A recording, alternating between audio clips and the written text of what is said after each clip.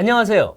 정치권의 복잡한 현안을 시원하게 풀어드리는 정치펀치 배성규입니다. 안녕하세요. 정치펀치 배소빈입니다. 네, 지난 2월 2일 후보 등록을 시작으로 한 달여간의 전당대회 대장정이 펼쳐졌는데요. 오늘 그 결과가 나오게 됩니다. 네, 그리고 정치권에서는 지금 다양한 현안들이 쟁점으로 부각되고 있는데요. 오늘은 박찬정 변호사님 모시고 여러 가지 현안에 대해서 얘기 나눠보겠습니다. 네. 안녕하십니까? 안녕하십니까? 불러주셔서 감사합니다. 아유, 반갑습니다. 아닙니다. 그동안 건강하게 잘 지내셨습니까? 네. 네, 국민의힘 전당대회 당대표 선출 결과가 오늘 최종 발표가 됩니다.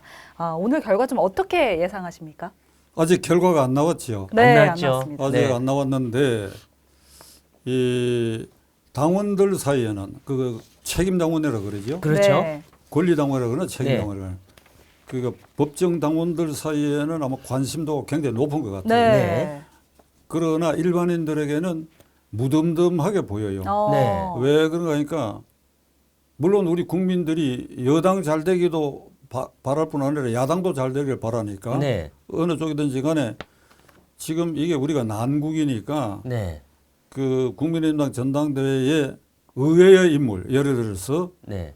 백마탄 기사가 무지개 길을 따라서 이렇게 내려오는 뭐 그런 사람이 등장 안 하나 하는 이런 뭐 기대도 있겠지만 네. 네. 결국은 참 이렇게 표현하는 게 좀 민망한데 올망졸망 네. 고만고만한 사람들끼리 어. 티격태격하는 그런 모습이고 아하. 그것이 마지막에 와서는 고발전까지 아하, 이루어지고 그렇죠. 그렇죠. 예. 아하. 이게 일반 국민들에게 어떻게 비춰질까 우려되는 반대 네. 네. 하여간 어떤 결론이라도 유종의 미를 거두면 돼요. 아, 그렇죠. 예. 그러니까 1등 되는 사람이 결국 당선되는 사람이 나머지 대표 경우에 세 사람이 네. 완전히 승복하고 네.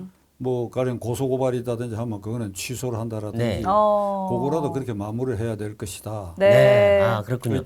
저 입장에서는 누가 되냐에 아무런 이해관계가 이해관계가 그렇죠. 없어. 맞습니다. 이해관계가 예. 있으면 누가 됐으면 좋겠다 이해가겠는데 이해관계 네. 예, 네. 알겠습니다. 근데 어쨌든 이번 전당대회 보면은 투표율이 모바일이 뭐 47%가 넘었고 전체가 55%까지 나왔는데 네. 역대 선거 중에 제일 투표율이 높았다고 해요. 그러니까 그런 거 보면 아무래도 국민의힘 지지층이나 당원들은 그래도 관심이 있었다라고 보이는데 물론 초반에 윤심 논란이다 뭐 또 네거티브다 또 고소고발전이 있었지만 그만큼 또 관심도는 높았다 이렇게는 볼 수 있지 않겠습니까? 그러니까 당원들 사이에서는 그 관심이 없을 수가 없지요. 그렇죠. 그리고 저는 지금 이 국민의힘당이 위기 속에 있다고 생각합니다. 네. 위기 속에. 아. 그 무슨 말이냐? 그 민주당은 더 위기 속에 있죠. 예. 그런데 국민의당도 나는 위기 속에 있다고 봅니다. 네. 지난주일 금요일 갤럽 여론조사가 갤럽이 비교적 신뢰가 있다고 인정되는데 그게 정당 지지율이 국민의힘당이 39, 네. 민주당이 29, 네. 10% 차이거든. 네. 그건 뭐 TV조선에서도 다 예, 보도되고 네, 맞습니다. 맞습니다. 네.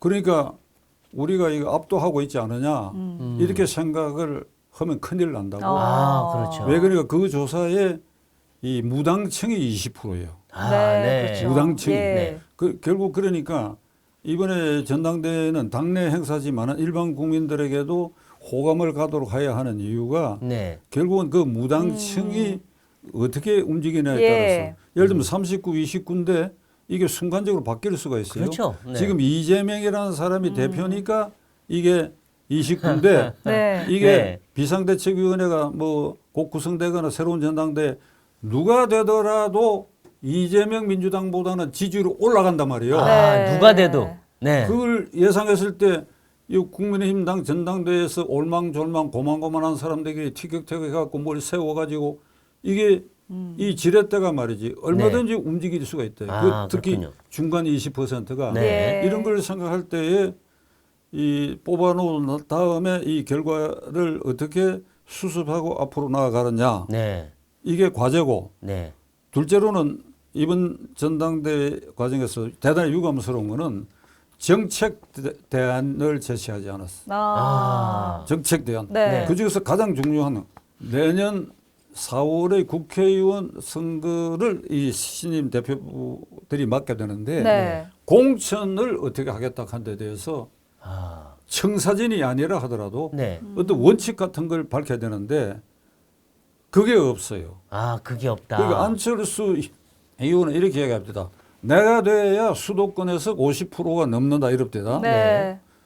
그런데 그 말을 듣고 그 말은 안철수라고 하는 트레이드 마크가 값이 있으니까 그거 보고 찍겠다고 하는 그런 뜻으로 얘기한 것 같은데 그거하고는 안 되지. 네. 그러면 어떻게 어떤 방법으로 어떤 사람들을 발굴해가지고 하겠다 하는 네. 그 하우 네. 네. 내가 되기만 하면 된다. 아 그랬으면 좋지. 네. 그게 아니고 그러니까 그런 것에 대한 논쟁이나 논의가 전혀 없이 인신공격으로 이렇게 정체됐다. 예. 이거 대단히 그 부분은 반성해야 할 부분이다. 네. 이거 위기다 이거 위기. 예. 지금 위기가 계속되고 있는데 네. 네. 그러니까 이제 흥행에는 이번에 성공을 했지만 네거티브 공방이 고발로 이어지면서 당내 분위기가 참 어수선한 상황입니다. 그러니까 안철수 캠프 측에서 대통령실 강승규 시민사회수석 행정관을 고발을 했는데 앞서 말씀해 주셨잖아요. 이제 그 이유가 강 행정관이 올해 초에 한 당원에게 단톡방에 김기현 후보를 홍보해달라 이런 연락을 취했기 때문입니다. 녹취도 공개가 됐는데 이제 안철수 후보는 대통령실이 전당대회에 개입했다. 이런 주장이거든요. 변호사님께서는 그 윗선에 어떤 개입이 있었다고 보시는지 아니면 행정관의 어떤 개인적인 일탈이라고 보시는지요? 제가 지금 그 질문에서 여기 앉아가지고 개입했다 안 했다 판정하기는 네. 어려운 일인데 이 말이 있지요. 이하부정관. 네. 오얏나무 밑에 배나무 네. 밑에서 갓근을 고치지 마라. 네. 갓근 고치는 게 손짓이 이 배나무를 따먹는 그런 그렇죠. 오해를 받을 수 있으니까. 그렇죠. 그러니까 대통령실이 개입 안 하겠다는 걸 원칙이었다면 네. 오해받을 일을 안 했어야 된다. 요걸 제가 말씀드리고 싶고 예. 요 대목에서 저는 내년 총선거를 앞두고 이제 아까 공천은 네. 뭐 어떻게 할지 두고 봐야 되겠는데 그 공천 과정에 윤석열 대통령이 어떤 입장과 태도를 취하느냐 하는 것이 굉장히 중요하다는 거. 네. 그게 네. 그러니까 적극 개입하면 안 된다는 의미이신가요? 그렇죠. 네. 국민들 하고 어찌된 셈인지 개입하면 안 된다 하는 쪽이 됐단 말이에요. 네. 그러니까 김대중 대통령 때까지는 김영삼 그 이전 대통령도 그렇고 여당의 총재를 대통령이 겸했으니까 네. 네. 그러니까 얼마든지 공천 원칙에도 하고 뭐 낙하산도 하고 그랬지만 그 후로는 1호 당원일 뿐이지 당무에는 구체로 간섭하지 마라 이렇게 지금 돼 그렇죠. 네. 네. 그러니까 지금 이번에 뭐 강성규 수석이 안철수 의원에서 고발되고 하는 이런 네. 사태에 비추어 봐가지고 내년 공천에 나는 윤 대통령에게 이 방송을 통해서 네. 이게 TV조선 이 방송을 통해서 윤 대통령에게 이게 우호적 건의를 하고자 합니다. 네. 1. 절대 개입하면 안 됩니다. 네. 절대 개입. 근데 윤 대통령에게는 뭐 좀 민망한 얘기지만은 제가 보기에 검찰만 총장을 하고 검사만 했기 때문에 정당 경험도 없고 선거 경험이 없습니다. 네. 그런데 벌써 선거 이제 1년이 됐잖아요. 네. 네. 그런데 이게 과반수의 야당에 휘둘리고 네. 그리고 이렇게 이 국민의힘당도 보니까 자기에게 엇박자 이렇게 하는 의원들도 있고 이러니까 네. 이 국회의원 선거에 내 여당만이라도 나하고 친한 사람, 네. 뭐 내 말 좀 잘 들을 사람, 네. 내가 가만히 있으면 다 알아서 해줄 사람, 요런 사람들로 이렇게 공천을 많이 해야 될 거 아니냐. 네. 그러니까 이제 이게 순전히 이 찌라시 수준의 이 얘기지만은 내년 공천에 검사 출신이 20-30명이 이게 공천을 받게 될 것이다. 이런 이야기까지 있는데 이 점에 있어서 대통령은 한번 저 말씀을 듣고 철저하게 중립을 한번 지켜보세요. 예. 그리고 새로 되는 대표에게 당신들이 다 알아서 아. 좋은 사람을 다 공천해라. 나는 절대 개입하지 않는다. 아, 그렇게 하면은 총선에 이길 수 있다. 왜 그런가 하니까 네. 이게 2016년 국회의원 선거를 회고해 보면 박근혜 당시 대통령이 완전 개입을 했거든. 그렇죠. 이한구 씨를 내세워 가지고 그렇죠. 직접 개입을 했단 네. 말이에요. 예. 그러다 보니까 그게 결국은 난장판이 돼 그렇죠. 가지고 당 대표가 그걸 도장 찍기를 그래. 거부하고 옥새 갖고 가셨죠. 졌다. 네. 그러니까 윤 대통령이 아니 그러면 뭐 제가 친한 사람 좀 만만한 사람으로 구성되는 게 좋은데 이 생각을 버리시오. 둘째로 그리고 어떤 국회의원이 당선되더라도 네. 대통령의 우군화하는 정치력을 발휘하면 된다. 아, 네. 우군화하는. 내가 원하는 사람을 꽂아 당선시켜서 내 이 우군을 만드는 것이 아니고 아, 네. 예, 예. 당에서 자율적으로 해서 뽑힌 국회의원들을 내가 우군화한다. 아, 예. 네, 거꾸로. 이, 네. 이 우군화의 대표적 실패자가 누굴 같습니까? 박근혜 대통령입니다. 아, 그렇군요. 우군화에 실패해서 62명이 네. 자기 당 소속 국회의원이 62명이 자기 당 소속의 대통령 탄핵에 투표에 도장을 찍었다. 그렇죠. 네. 이 얘기하면 뭐 논쟁이 길어질 수가 그러니까요. 있는데 예. 저는 박근혜 대통령 탄핵된 것은 당시 그 당의 62명이 야당 쪽과 결탁한 건 아니죠. 네. 그래가지고 탄핵이 됐다 이게요. 네. 예. 그럼 그렇게 탄핵된 가장 기본적인 이유가 뭐냐? 요걸 윤 대통령이 깨달아야 되는데 소통을 안 한 겁니다. 네, 네. 껴안지를 안 한 겁니다. 그렇죠. 일체 소통을 안 한 겁니다. 네. 일체. 예. 이게 그렇죠. 팽개치듯이 팽개치고 어렵것 네. 괜찮겠지 이런 생각을 한 것 같은데 그거 아니에요. 네. 예. 그게 이제 마음 상한 사람 조금 길어지는데 한 대목만 얘기하겠습니다. 예. 그 이제 유승민 그 당시 원내대표가 이 국회에서 발언하면서 정세 없는 복지는 허구다. 네. 그 박근혜 대통령 정책을 정면 비판을 했지 않습니까? 네. 근데 그걸 그 상태로 내버려도 결국 반기를 들고 말았는데 그런데 공천을 앞두고 어떤 얘기를 하는가 하니까 배신자를 말하자면 처벌해달라고 얘기했다. 네. 배신의 정치는 용납할 수 없다는 거였죠. 그게 실수야. 네. 만일 그렇게 유승민 원내대표가 그렇게 발언을 했다 그러면 그날로 청와대에 불러가지고 그렇죠. 네. 뭐 자유롭게 얘기할 수 있으니까 네. 너 이놈 뭐라고 오늘 국회에서 얘기했어? 그 비서실장 했거든요 대표. 예. 나이도 어리고 그러니까 나한테 할 말이 있으면 나한테 직접 해야지. 그걸 국회에서 그런 식으로 적대적으로 얘기하면 되느냐? 이렇게 꾸짖는단 말이에요. 네.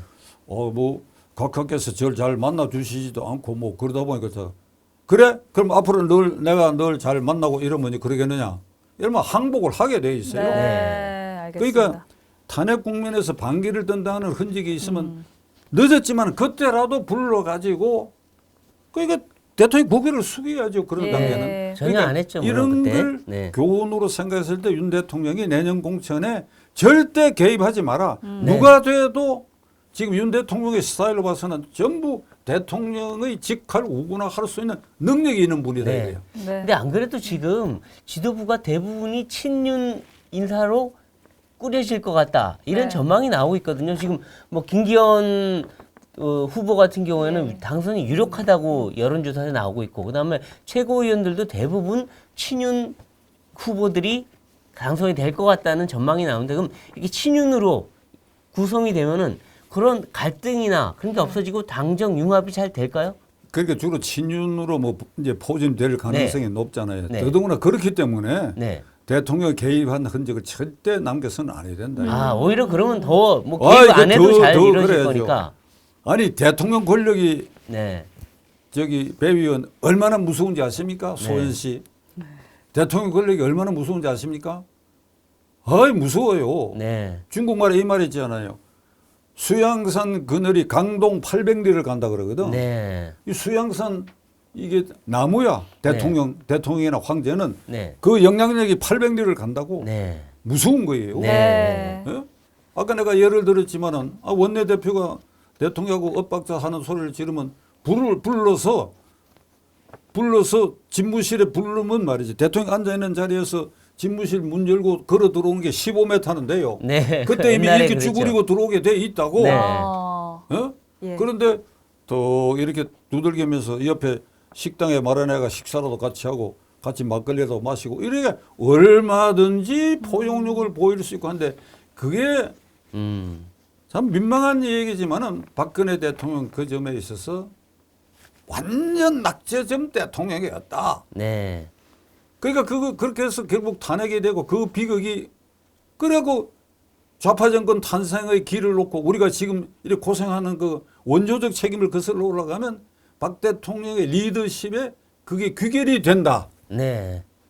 그 골목에 네. 요거를 윤 대통령이 지금 깨닫는다 하면 아. 두려울 거 하나도 없어요. 네. 근데 뭐 오늘 전당대회에 네. 윤 대통령이 직접 오고 또 다음 지도부랑도 뭐 소통을 하시겠다고 하니까 네. 그런 불통은 없을 것 같긴 한데 다만 아까 말한 대로 너무 지나친 관여를 할 경우엔 네. 부작용이 있을 수 있다 이런 느낌이 드네요. 맞습니다. 그리고 이제 민주당 얘기로 한번 넘어가 보겠습니다. 네. 지금 뭐 민주당은 그야말로 전쟁터입니다. 이재명 방탄 때문에. 그래서 서로 친명과 비명이 서로 네가 나가라. 아니 너가 나가라. 막 예. 이런 상황인데 지금 뭐 박지원 뭐 이 완전히 이 출당시키자. 이낙연은 영구 제명하자 이러고 있고 또 비명계에서는 이재명 사퇴하라 이렇게 하고 있는데 네. 민주당 사퇴 어떻게 될 걸로 보십니까? 망해야지. 아니, 민주당이요? 아니 망할 때 완전히 망해버려. 아, 망하려면 완전히 망해라. 완전히 폭삭 망하게 되면 네.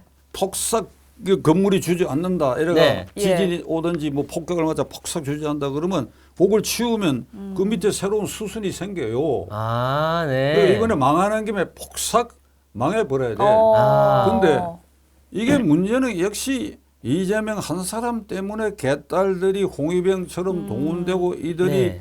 이게 망발을 부리면서 그냥 수박 파티를 하고 네. 수박 파티 했잖아요. 그렇죠. 수박 깨는 네, 파티 수박 했죠. 깨는 그러니까 거였죠. 예. 스파이들이 다 이렇게 수박 파티를 하고 그다음에 뭐 이 문자 폭탄으로 그렇죠. 네. 칠적을 만들어내고 네. 칠적에 문재인 이낙연까지 넣어가 칠적을 맞아요. 만들어내가 네. 표적을 삼아서 문자 폭탄을 퍼붓고 그다음에 이 체포동의안 이 찬성한 것으로 네. 추정되는 국회의원들 30명에 대해서 명단과 사진을 이렇게 그 저기 흉악범 그 체포 네, 예. 경찰서 전단지 네. 내듯이 이래가 그러니까 이런 이제 횡포를 부리고 있는데 이게 전부 이재명 때문이거든. 네. 저는 이 개딸들의 이 횡포가 이게 TV조선을 봐도 그 뉴스나 이 평론가들 입에서 그 말이 안 나오는데 이 개딸들 횡포는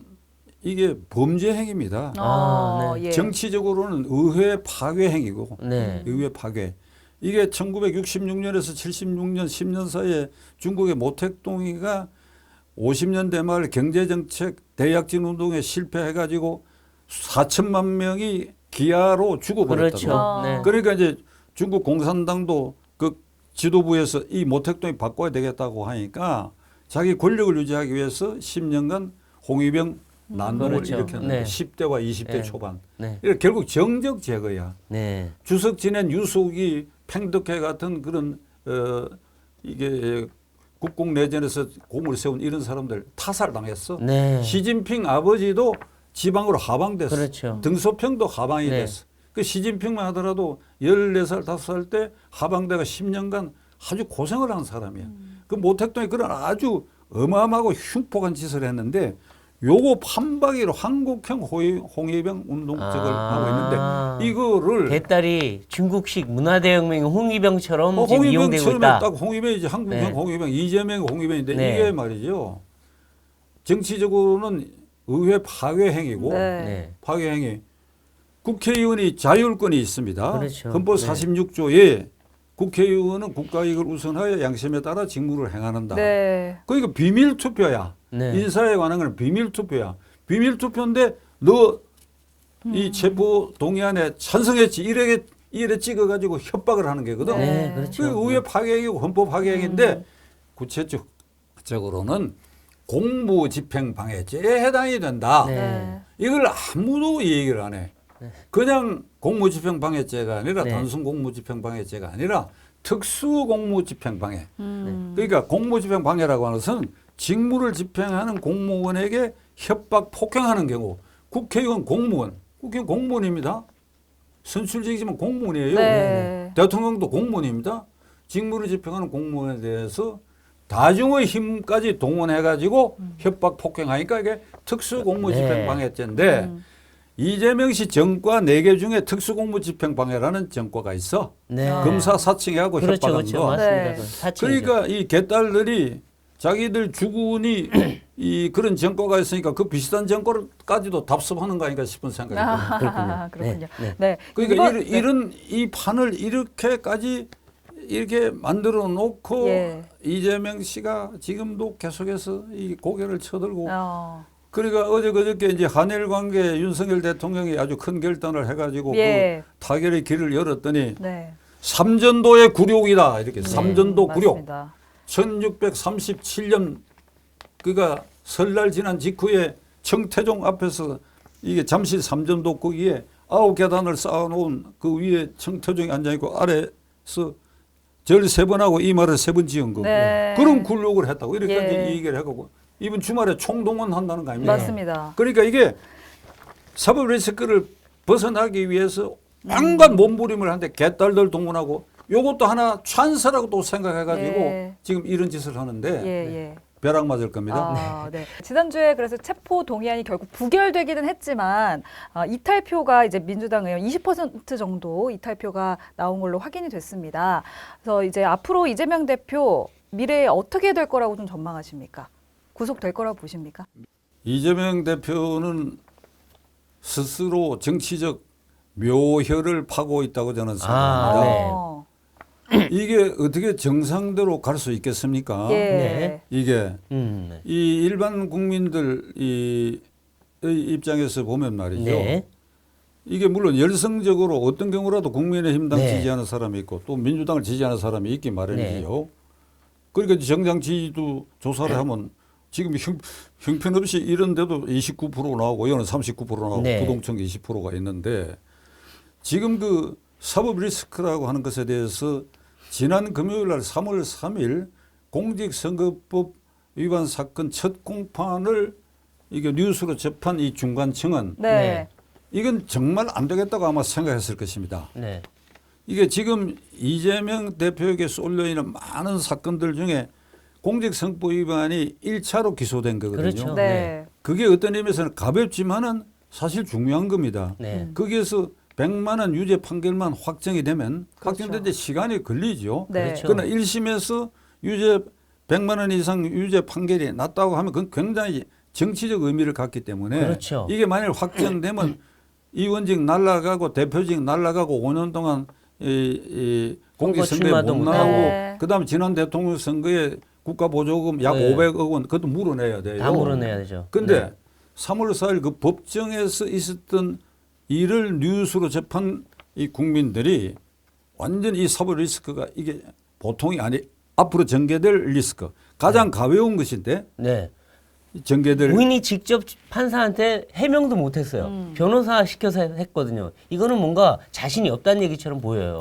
네. 그러니까 본인은 지금 배 의원 말씀대로 판사가 재판장이 뭐 할 말 없냐니까 막 할 말 없다. 맞다 그랬죠. 그러는데 김문기를 모른다고 하는 그 점이 허위사실 공표 중에 하나거든. 둘째로는 이제 그 백현동 문제가 있는데 네. 우선 첫째 그것이 변호인이 어떻게 항변을 했는가 하니까 객관적으로 김문기 씨하고 이재명 씨가 접촉하고 만나고 한 사실이 많다 하더라도 어떤 특정 시점에서 누가 물을 때 김문기를 아느냐고 물을 그 순간에 여러 차례 만났던 인식이 순간적으로 안 떠오를 수도 있다. 네.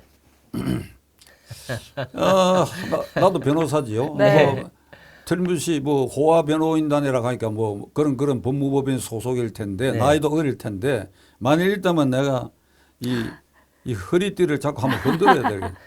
이 사람은 그 말이라고 하느냐, 그러니까. 말장난이라고 네. 하느냐, 그리고 이게 말장난. 한 번이 아니라 여러 번 계속 물었어요. 그때마다 자기는 김문기 몰랐다 하니 생각해보면 기억이 날 텐데 그렇게 해서 몰랐다고 한 거예요. 몰랐다고 한 적극적 이유 하나가 뭔가 하면 대장동의 초과이익 환수 조항을 반드시 넣어야 된다고 하는 개발공사 측의 이게 개발처장이 7차례 결재를 받았다. 그러니까요. 그러니까 안다 그래 버리면 이게 대장동 게이트에 이게 자기가 자백하는 꼴이 된다. 그렇죠. 그게 딱 걸리니까 무조건 모른다고 해버리는데 네. 지금 배우 말씀에 증거는 차고 넘쳐요. 뭐 설명드릴 필요 없는데 네. 결정적으로 어떤 상황이 이게 이재명이가 거짓말을 한다고 봐야 하는 거니까 네. 스스로 목숨을 끊었어. 네. 왜 목숨을 끊었어? 같이 골프 치고 결제도 받고 같이 밥도 먹고 보통 사이가 아니고 네. 전화도 하고 전화번호도 다 있고 그런데 나를 모른다 하는 모멸을 가면서 스스로 목숨을 끊었다 하면 네. 목숨을 끊었다 하는 그 사실이 모른다고 하는 것은 도저히 말이 안 된다는 걸 예. 입증하는 그렇죠. 것이니까. 그 유족들도 울부짖었잖아요. 예. 어떻게 그러니까 누구나 이렇게 모른다 할 수 있느냐. 그 재판 그 뉴스를 보고 저 아는 사람 저한테 이런 얘기를 하더라고. 이재명이라는 사람은 사람 아니라고 해요. 사람 아니라고.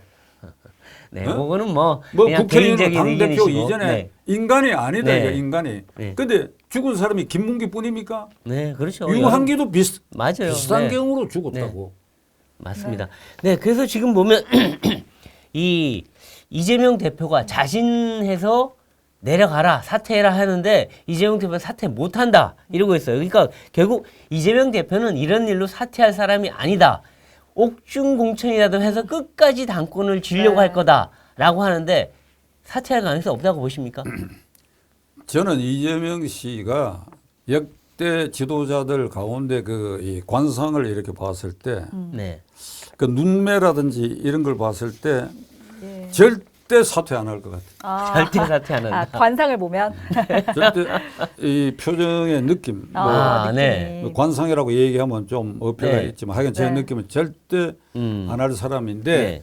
그 가장 그 항복 자기로서는 항복이라고 보는 네. 것이니까 안 하는 이유 중에 사퇴하게 되면 반드시 구속영장 이게 동의안이 오면 동의가 될 것이고 구속될 것이다. 구속될 것이다. 그러면 적어도 15년 내지 20년 형이 여러 개 다 될 것이다. 예. 그러면 감옥에서 못 빠져나온다. 네. 다음에 민주당 대통령이 나와서 무슨 사면을 해준다든지 하는 건 그 다음에 문제고. 네. 그러니까 법률가 변호사는 교도소에 구속되는 사람 이렇게 면회도 다니고 이래가 교도소 분위기하고 친해져 있지만은 직업 중에 구속되는 걸 가장 두려워하는 것이 판사, 검사, 변호사입니다. 아, 자기들이 그 아니까. 그 배 의원이 처음 알았어요. 네. 그래요. 예. 네. 그거야. 네. 알겠습니다. 그러니까 죽기보다도 싫다. 네. 그러니까 나 끝까지 나는 가리라고 봐. 아, 끝까지 끝까지 간다. 간다. 네. 네. 끝까지 그렇게 가게 된다면 민주당 내 분열도 더 심해질 것 그렇죠. 같은데 그럼 결국 분당될 가능성도 좀 있다고 보십니까? 그건 지금 예측할 수 없어요. 지금 우리 정당사를 보면 원래 그 간판을 지키고 그 안에서 무슨 이걸 몸부림을 쳐야지 네. 그 간판을 안 지키고 나간 쪽이 늘 손해를 보고 실패한 게 우리 정당사의 그런 역사가 있기 그렇죠. 때문에 네. 비명계도 간판을 지키면서 좀 표현이 그런데 몰아내거나 쫓아낼 서로가. 승리를 네.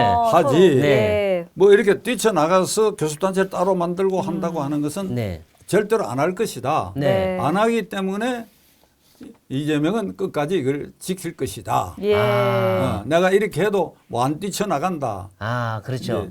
아, 알겠습니다. 근데 이 지금 그 또 체포 동의안이 네. 다른 혐의로 또 날라올 거다. 그러니까 한 번, 두 번 더 날라올 거다. 이렇게 예측도 하셨는데, 근데 체포 동의안이 날라오면 과연 민주당이 그걸 통과시킬 것인가? 여기에 대해서도 논란이 분분한데 또 여권에서는 이런 얘기도 합니다.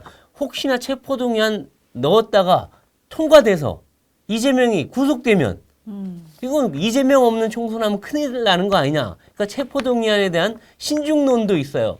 어떻게 보십니까? 그게 제가 아까 모두에 설명한 네.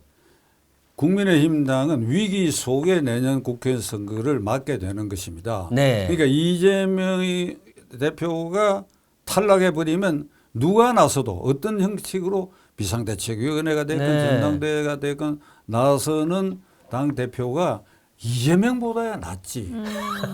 그러니까 누가 돼도 국민의힘당은 이재명보다는 낫다. 그게 뭐 하여간 우스갯소리로라도 저게 그대로 있는 게 좋을 수도 있다 이런 생각을 할지도 그렇죠. 모르겠으나 네. 그것도 그렇게 되면 그런 속셈이 드러나서 그것이 다시 부결이 됐다든지 하면 국민의힘당이 더 큰 상처를 입게 될 것이다. 네. 그리고 지난번에 그거는 정치적으로는 통과된 겁니다. 동의한 겁니다. 네. 139대 138. 138이고 기권 무효가 21이니까 네. 기권 무효는 동의한 걸로 간주해야 되니까 이게 예. 160이거든. 과반수가 넘거든요. 그렇죠. 그러니까 일반 이하인이 아니고 과반수 출석에 과반수 동의 여부가 결정되다 보니까 그렇게 됐는데 네. 김용민 의원 그 강경파는 이번에 넘어오면 169명의 민주당 의원이 몽땅 불출석하자 그렇죠. 예. 네.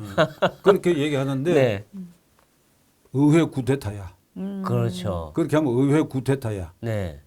그런 일은 해서는 안 돼요. 네. 해서는 안 되고 그거는 직무상 범죄 행위도 될 뿐 아니라 네. 그다음에 일반 안건을 처리하든 무슨 안건을 처리하든지 간에 국회 본회의가 열리기 위해서는 몇 명이 모여야 되는가 하면 5분의 1 이상만 모이면 돼요. 네. 그러니까 60명만 모이면 60명 이상 모이면 의장이 개회선을 해요. 네. 네. 그래서 체포동의안 상정을 합니다 하고 두들리고 표결에 들어가려고 했더니 절반이 안 되거든. 네. 그러면 그 본회의는 휴에 무산되는 겁니다. 네. 그러면 그날 그 순간만 체포동의안이 무산되니까 동의가 안 됐으니까 그 살아났다? 아니죠. 다음 본회의에 반드시 그걸 다시 해야 돼요. 다시 해야 돼. 본회의에 반드시 네. 이건 본회의에 넘겨야 돼요. 네. 내가 왜 그런 주장을 구태타라고 하는 거니까 이건 무기명 비밀 투표로 하도록 돼 있는 게고. 네. 그다음에 국회의원의 자율권을 훼손하는 게거든. 그렇죠. 그리고 국회의원은 당적이 같았더라 하더라도 반드시 공동 행동을 해야 된다는 네. 것이 아니거든. 자율적으로 네. 행동해야 돼. 네. 그 당론을 중시하라는 것이 당론대로 하락하는 건 아니거든. 그렇죠. 그런데 국회의원 169명을 전부 들어가지 마라. 헌병 완장 찬 놈이 앞에 서서 들어가지 말라 하듯이 들어가지 말라. 네. 그렇게 되니까 이게 상정이 안 됐다. 그게 만세다. 아니지. 그렇죠. 그렇게 주장하는 자가 그렇게 획책하는 자가 이게 헌법 파괴 행위로 직무상 범죄가 구성된다고 하는 걸 네. 알아야 돼. 그걸 네. 김용민이도 변호사 모였는데 네. 그렇죠. 이 방송 끝나고 내가 전화 한번 걸어줘야 되겠네. 그래요? 네. 그리고 지금 이제 핫한 그 이슈 중에 하나가 네. 이 징용 배상 문제에 대한 맞습니다. 이 윤 대통령이 이 해법을 내놓은 건데 그걸 두고 지금 뭐 논란이 많아요. 물론 그 해법이 최선의 책은 아니지만 어쨌든 이거밖에 할 수 없는 고육지책 중에 하나인데 이 야당에서는 이걸 갖고 막 계속 뭔가 장애 집회로 몰아가려고 하는데 예. 이 징용 해법 문제 윤 대통령이 잘 헤쳐나갈까요? 어떻게 전망하십니까? 이번에 이 문제된 네. 그 네. 한일 관계 이게 이제 그 말씀 내가 말하기 전에 지금 이제 이재명 대표의 본심은 흔들어야 되거든. 네. 윤 정권을 흔들어야 된단 네. 말이에요. 그러니까 노란봉투법, 그다음에 양국관리법, 예. 그 쌍특검 네. 이거 흔들어야 되거든. 네. 시간관계상 제가 네. 이건 절대로 법이 통과돼도 대통령이 거부권 행사하게 돼요. 네. 이게 꽃놀이 패로 보는 겁니다. 네. 이재명은 네. 이게 다 통과되면 그걸로 가지고 이제 생색도 내고 네. 이 노란봉투법은 민노총에 서비스해 그렇죠. 주는 것이고 네. 그 쌍특검 이것도 이게 국민들에게 서비스하는 것처럼 보이는데 이걸 거부권을 행사해 버리면 자 봐라 독재자 윤석열이다 네. 이렇게 하락하는 거거든요. 그러니까 이번에 그 한일 관계에 대해서 이제 그 징용 배상 문제를 우리 정부가 윤 대통령이 결단해 가지고 그걸 이제 결단했지 않습니까? 네. 그러니까 네.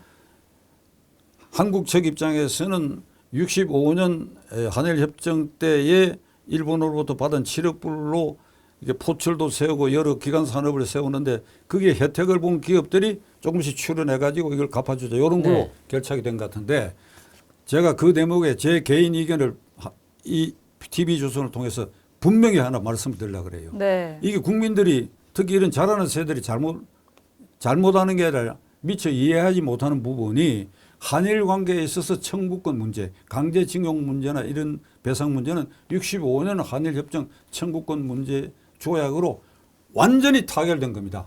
네. 그때 일본 사람들이 이런저런 명분으로 7억 불을 받아가지고 네. 그걸 갖고 완전히 결론을 내린 거예요. 결론을 내려서 그때 국가가 이게 신고 기간을 만들어 가지고 피해 신고를 받아 가지고 일정한 그 돈을 일부 배상을 해가 끝났어요. 끝났는데 네. 세월이 흘러 가지고 누락된 사람들이 있다. 우리 할아버지가 그랬는데 모르고 지냈다 이래서 노무현 대통령 때 와가지고 노무현 대통령이 네. 이거는 일본에 청구할 일이 아니다. 이미 배상은 끝났는데 누락자는 우리가 국내법을 만들어가지고 배상해줘. 두 차례 국내법 만들어가 배상을 해줬어요. 맞습니다. 네. 노무현 정부 때 다 결론을 또 내렸었어요. 그때 그런데 문재인 대통령도 거기 들어가 있었습니다. 그런데 네. 이제 발단이 사단이 생긴 게 2018년 10월에 지금 이번에 문제된 미쓰비시 징용공의 배상을 일본 네. 기업을 상대로 낸 것에서 대법원이 판결을 한 거. 그것이 지금 문제가 돼갖고 한일 관계가 교착 상태 빠졌는데 네. 이 판결은 한마디로 정신 나간 판결이고 국제교우법을 무시한 판결이고 60년 한일 협정의 성격을 무시한 이게 그런 판결이에요. 이 네. 판결을 두고 조국 당시의 민정수석이 뭐라고 얘기하는가 하니까 이 판결을 비판하거나 비난하는 자는 친일파요 매국노라고 얘기했어. 지금 어제 그저께도 네. 조국이 그 비슷한 얘기를 했는데 아마 내 방송에서 이렇게 했으니까 박찬종이도 조국의 기준으로는 지금 완전히 친일파 매국노가 돼 있지. 네. 그러니까 이게 일본은 말이죠. 일본 대법원은 13명인가 중에 반드시 한 사람을 외교관 출신으로 앉힙니다. 아, 네. 네. 법관 자격과 관계없이 외교관 또는 외무성에 가령 20년 이상 근무한 자 중에서 한 사람을 반드시 앉혀가지고 네. 이런 국제법과 관계되는 이런 조약과 관계되는 이런 그 사람을 통해 가지고 전문 지식을 불어넣게 하는데 우리는 그런 게 없고 그냥 반일 감정. 네. 일본에 대해서만 이렇게 반일 색채만 띄면 지금 아마 이번 주말에 죽창부대가 등장하지 않을까요? 네. 죽창부대 총사령관은 조국. 네. 죽창가 불렀잖아요. 2018년에 네. 죽창가.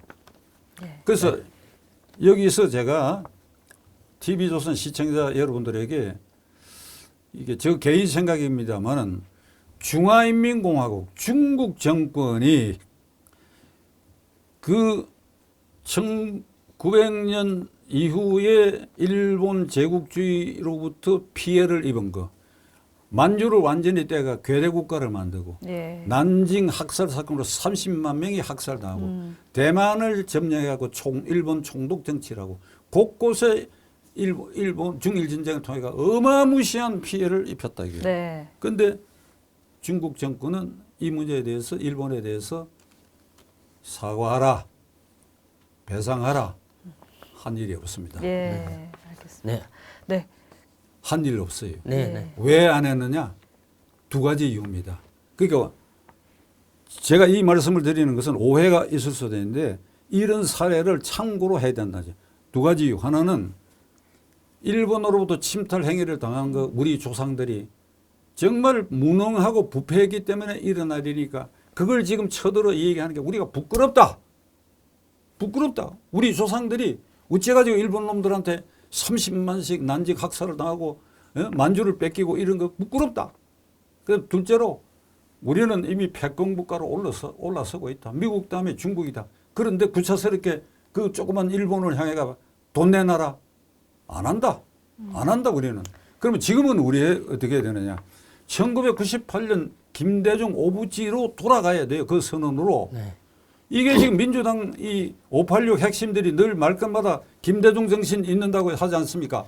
그게 아주 완전하게 과거사 문제는 별개로 미래지향적으로 나가겠다 그랬고 오부지 수장이 아주 간절한 표현으로 다 사과를 했어요. 그 이번에도 이 조치에 대해서 일본 측 사과가 없다 또 이럽니다. 네. 그럼 누가 그런 얘기를 했어요. 수상이 바뀔마다 매일 아침마다 매월 초하루마다 한국을 향해 갖고 잘못했다 잘못했다. 중국을 봐라 중국. 예. 그러니까 우리가 일본보다 훨씬 앞서는 모든 면에서 앞서는 나라. 중국은 패권 국가라는 자부가 있고 우리는 일본보다 작지만은 너희들한테 당한 일도 있지만은 지금은 우리가 너희들보다도 훨씬 앞선다 하는 이걸로 그 길을 해야지 맨날 지나간 일을 붙들어 가지고 죽창 하나 부르고 이렇게 해서 되겠느냐 이 말이에요. 네, 알겠습니다. 네, 끝으로 이제 국회 이야기 잠깐 하고 마무리 짓도록 하겠습니다. 이제 주호영 국민의힘 원내대표 그리고 박홍근 더불어민주당 원내대표가 다음 달 말에 함께 퇴진하는 방향을 좀 유력하게 검토하고 있다고 합니다. 그러니까 4월 국회회기 종료 후에 5월 임시국회 열리기 전에 새 원내대표를 같이 뽑아서 새롭게 여야 협상을 맡기는 게 좀 낫지 않느냐 이렇게 좀 판단을 한 것으로 보이는데 동시 퇴진, 동시 선출 좀 어떻게 판단하십니까? 지금 이재명, 홍위병 부대가 민주당을 장악하고 그것이 국회를 장악하고 이재명 대표가 존재하는 한 국힘당이나 민주당의 원내대표가 바뀌니까 새로운 출구가 열릴 것이다. 그건 뭐 기대할 필요 없는 기대할 일이에요. 필요가 없다. 기대할 필요가 네. 없다. 기대난 네. 네. 그럼 이제 마지막으로 내년 총선 전망 야당이 이길까요, 여당이 이길까요? 그건 민주당도 네. 민주당 하기 나름이고 네. 국민의힘당도 국민의힘 하기 나름이다. 네. 국민의힘당은 어찌해야 되니까 지금 위기가 계속되고 있으니까 네. 이게 수도권에서 말이죠. 이게 표 차이라고 하는 것은 아주 간발입니다. 수도권이 전체 국회 의석의 절반 이상을 차지하고 있는데 지난 대통령 선거 표차가 0.73 아닙니까? 네. 그렇죠. 네. 그런 차이로 모든 지역권에서 맞습니다. 갈리겠죠. 결말이 난다. 이렇게 생각한다고 한다면 어떻게 해야 되겠어요? 좋은 공천을 해야죠. 아. 둘째로 잡음 없는 공천을 해야죠. 네. 셋째로 잡음 속에는 대통령이 관여했다라든지 용산 비서실이 관여했다든지 이런 흔적 전혀 남기면 안 된다. 그다음에 각 해당 지역에서 신망이 있어 보이고 좋아 보이는 사람을 발굴해서 내세우되 그 세운 사람들을 이렇게 모아서 딱 그림을 그려놓고 보니까 이게 참 훌륭하고 좋다. 네. 이런 공천이 돼야 네. 이 위기를 탈출할 수 있는데 네. 그냥 3년 전이죠. 그러니까 20대 총선거의 국민의힘당 공천을 반성해야 돼요. 네. 지금 새 지도부는 네. 김형우 전 국회의장이 공천관리위원장이 되는데 한마디로 뭐 그대로 얘기하겠습니다. 개판 공천했어요. 개판. 이게 TK, PK 지역은 공천만 받으면 당선되는 지역에 돈 냄새도 풀풀 난다고. 예. 돈 냄새도 풀풀 난다고 이게. 그 수도권에서도 유력 지역은 말이야 온갖 장난을 다 한 흔적들이 나와 있다고. 네. 그 김형우 씨 자기 입으로 이 공천 잘못된 거 사과한다고 할 정도거든. 그러니까 네. 절대로 그런 흔적을 남기면 그 민주당이 이재명을 제거하고 새로운 지도부가 나와서 하게 되면 민주당한테 질 수밖에 없지 그거야. 아, 그러니까 핵심은 공천이고 그다음에 잡음이 없는 게 핵심이다. 이런 네. 말씀이시군요. 하고 네. 대통령은 정말 초연한 입장에 서서 예. 정말 근사하게 했구나 이렇게 보여요. 아, 알겠습니다. 그렇군요. 네. 네, 알겠습니다. 오늘은 박찬정 변호사님과 함께 전국 핵심 현안들에 대해서 짚어봤습니다. 네, 정치펀치 오늘은 여기까지고요. 다음 시간에 더 화끈한 펀치로 돌아오도록 하겠습니다. 고맙습니다. 고맙습니다.